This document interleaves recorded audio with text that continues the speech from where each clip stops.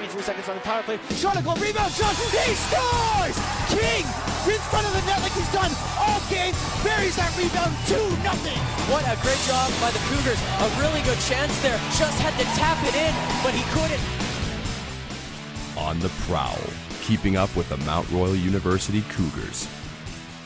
Welcome to On the Prowl, keeping up with the MRU Cougars, the Mount Royal University Cougars radio segment on Sportsnet 960 The Fan, where we talk university athletics. Coming up on this segment of On the Prowl, we talk women's hockey as the team is on pace to shatter their best ever CIS regular season record. Before we get into women's hockey story, however, let's take a look at some other Mount Royal University teams and see how they fared in recent competition. I'm Jordan Magnuson. And I'm Dylan Dodge. Now let's jump into this Cougar recap. Men's hockey made a huge statement against the University of Calgary Dinos as the Cougars took their first game at home 3-1 and then had a huge 5-3 comeback at Father David Bauer Arena the next night. MRU was trailing 3-1 coming into the third period and scored 4 unanswered goals to get the win.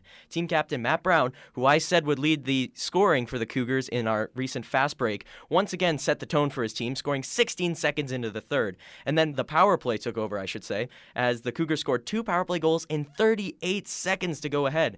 Mount Royal has now won 4 in a row after dropping 3 in a row early on in the seaseason, and now sit 8-4-1, third in Canada West. Tanner Olstad had another 4-point weekend and has 8 points in his last 4 games. Keeping up with men's athletics, let's switch our focus over to basketball, and the men's team continues to slide. The Cougars fell 73-58 and 87-84 at UBC Okanagan over the weekend, and the group has now lost 5 straight games after winning their season opener, and they just can't seem to find any consistency earlier on this season. On the bright side, though, the Cougars forward Brett Layton, who is a rookie, he had no problem adjusting to post-secondary play so far. In fact, he's actually been one of the best forwards in the country, averaging 19.3 points per game, 9.3 rebounds a game, and 2.3 blocks per game. All 3 of those stats in the top 10 in CIS basketball. Also, fourth-year guard Derek Wolf has also been spectacular, averaging 16 points per game so far in the season, just about doubling his points per game total of 8.8 from last season.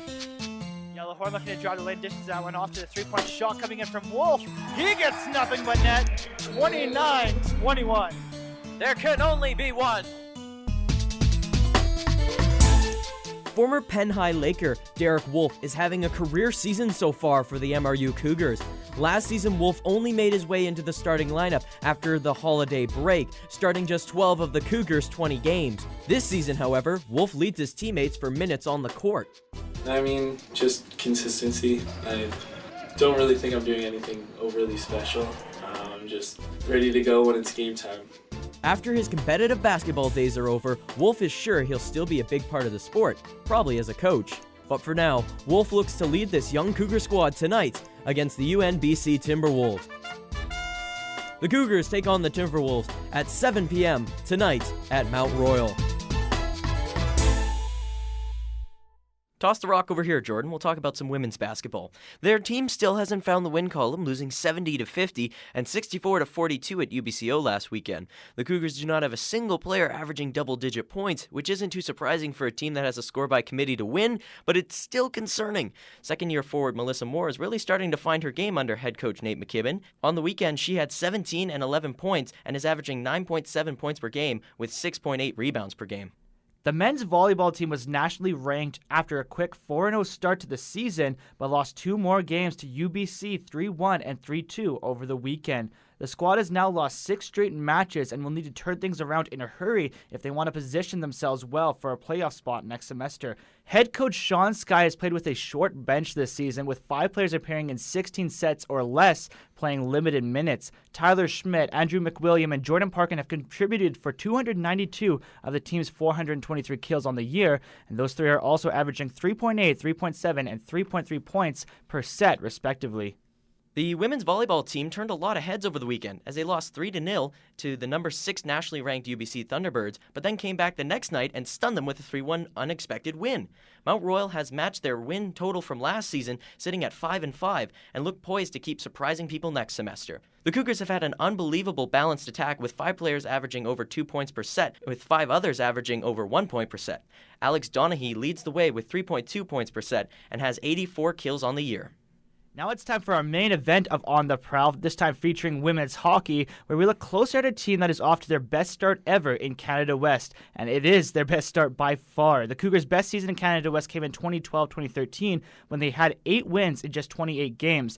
This year the Cougars are 7-6-1 and are fresh off of 2-1 and 3-2 overtime wins versus the University of Calgary Dinos. Sarah Weninger already has a CIS career high of 5 goals and 8 points and scored her first ever game winner in Cougar uniform in that 2-1 win versus the University of Calgary.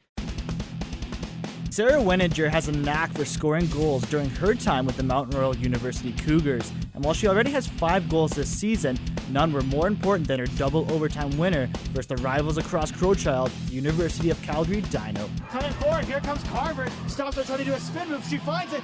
Here's Weninger. Weninger in the slot. Shot! She scores! Mount Royal Cougars win this game in overtime. That win was crucial for the women's Cougars as it pushed them over the 500 mark with a 7-6-1 record. Mount Royal has now won 3 straight games and are only 5 points behind the Canada West #1 University of Alberta Pandas. Weninger says the Cougars have some massive positives that make them difficult to defeat. Like one of our coaches said, I think team speed. We got to get the puck up the ice and get it going quick so we can go by their defenders and put the puck in the net, basically, and defend at the same time. The Cougars look to extend their winning streak when they take on the University of Saskatchewan Huskies this weekend. While they dropped their first 2 meetings of the season to the Huskies, they only lost by a combined total of 3 goals. Saskatchewan Huskies, Mount Royal Cougars. The battle continues Saturday night at the Flames Community Arenas. Defenseman Jocelyn Freilich has really found her stride in her 4th year as a Cougar as she has 8 assists to go along with her +14 rating, the second highest in all of CIS. There have been numerous other Cougars surpassing expectations as well, but one area where the team has really had success is in between the pipes with Emma Pincott and Jess Ross. The two have combined for a .931 save percentage and a 1.69 goals against and are easily the biggest reasons why the Mount Royal Cougars have won so many games already. I had a chance to sit down in studio with one half of the goaltending duo, Emma Pincott. So I'm here with Emma Pincott, goalie for the MRU Cougars women's team, and I would say the big reason why we had that home win against U of C in double overtime. Coming into this season, did you expect the team to have the early success that it's had so far? I definitely did. I think from the first day of training camp, we meshed really well, and we all came together better than any team I've played on before. It was really amazing to see. And I mean, as a goalie, what do you do to even prepare for a big Crowchild Classic game like that? Any superstitions that you can specifically talk about? Well, I tape my stick before every game that I play, and then I have like a bouncy ball that I'll throw around for a bit, and the rest is a secret. Fair enough. So this is your second season in the CIS. How have you thought you've adjusted so far? I mean, was there a major adjustment from before playing with the Cougars to now being in the CIS? Yeah, I think before I was down in New York playing, and it's definitely a very different league compared to high school and where I was before. You have to make decisions faster, and the girls are just so much better. They can shoot or they can pass, and it's almost a guessing game, but you have to make the right guess. What is your relationship with your goaltending teammate Ross like? Do you guys have a really good relationship on and off the ice? I'd say we do. I'd say we get along pretty well. We're both pretty laid back and just like to make jokes, so I think that helps, and we're very supportive of each other. If we have a good game or a bad game, we know that the other one can step in and play, or the other one's just happy about our success. So what do you think of having Jen Ross as a fifth year? Has she really helped mentor you in that sort of regard? I think in a way, yes. She's like really a very good goalie, and just watching her, she's really calm and controlled, and I try to play the same way because I know that's how she's successful, and I know if I want to be successful, I need to try to do what she's doing. So basically, after this year, obviously she's going to be moving on as a senior, and you're going to have number one for sure written on your back. So, I mean, is that kind of pressure that you're looking forward to and to embrace, or is that going to be something that you're a little bit nervous going into, but you're ready for the challenge? I think it's something I'll embrace, but I wouldn't say I have number one like given to me. I know I still have to work for it and earn it every game and every practice. So statistically speaking, you and Ross, one of the best goalie duos in the country. What do you think about that? I think that's really cool to know that that's something that we've achieved, but it's also our team that does a great job. I know our defensemen have been like unbelievable this year. They've helped us out a lot. So I think they deserve some credit as well. Obviously, you have one more weekend before you go into the Christmas break here. What do you think you guys' goals are coming out of that holiday? I think we want to continue our success for sure. And our big goal this year is for sure to make playoffs. And right now we're in a playoff spot. We want to keep that. And I think we have the opportunity to continue our good play and move up in the standings. And I think that's something we all really look forward to. What's one area of the game that you'd like to work on? What do you think areas you need to improve on personally and then for the team-wise? I think personally, I want to work on my puck playing skills. I want to be able to make big passes when they're there and just be a little more confident doing that, because that's something I lack right now. And I think as a team, we want to continue to work on scoring goals. Because we've had some games where we've scored a few goals, and that's a lot less pressure on the goalies, but we've also had some games where we struggle to score. But I think that we know we can do that. So we just have to do it. That was Emma Pincott, goaltender of the Mount Royal Cougars women's side, and having a heck of a season so far, and we hope that trend continues. Alrighty, we're going to bring it over now to Spencer on the Cougars Fast Break.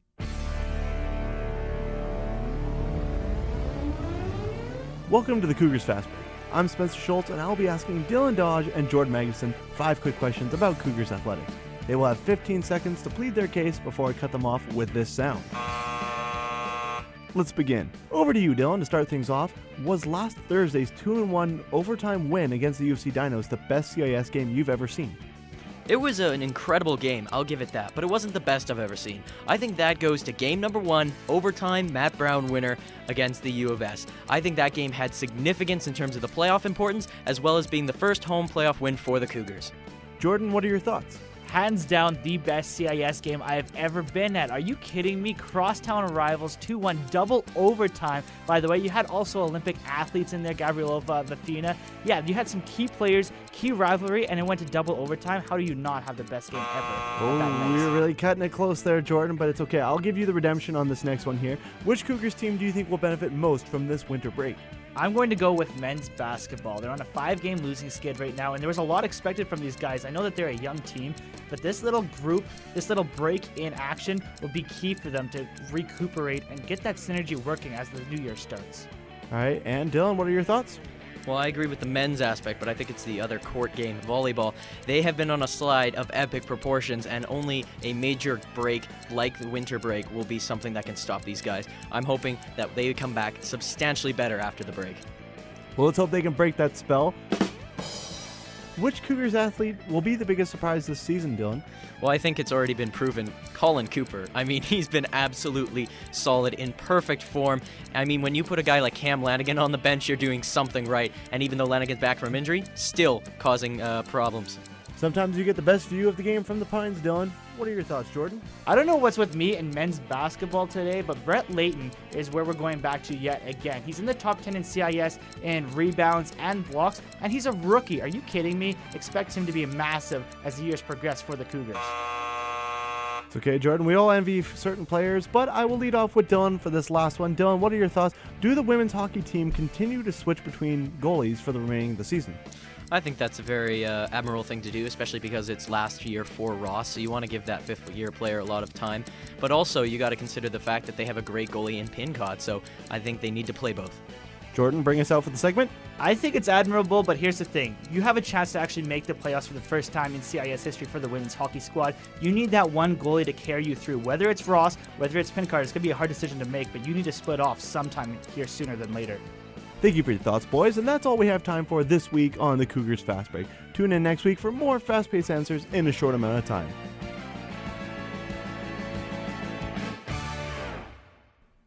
That's it for this week's edition of On the Prowl. Thank you to all of our sponsors, MRU Broadcasting, and of course Emma Pincott for sitting down talking some goalie action with us. Tune into Sportsnet The Fan 960 next week at this time as we talk about the wrap-up for the Cougars as they head into the winter break. Before they go, we're going to have some fun stuff with the athletes on our next episode of On the Prowl. I'm Jordan Magnuson. And I'm Dylan Dodge, and we'd like to once again remind all of you that this show isn't possible without our director Landon Wesley, as well as our producer Spencer Schultz. So a big shout out to those guys, and we hope to have you all tune in next week, same time.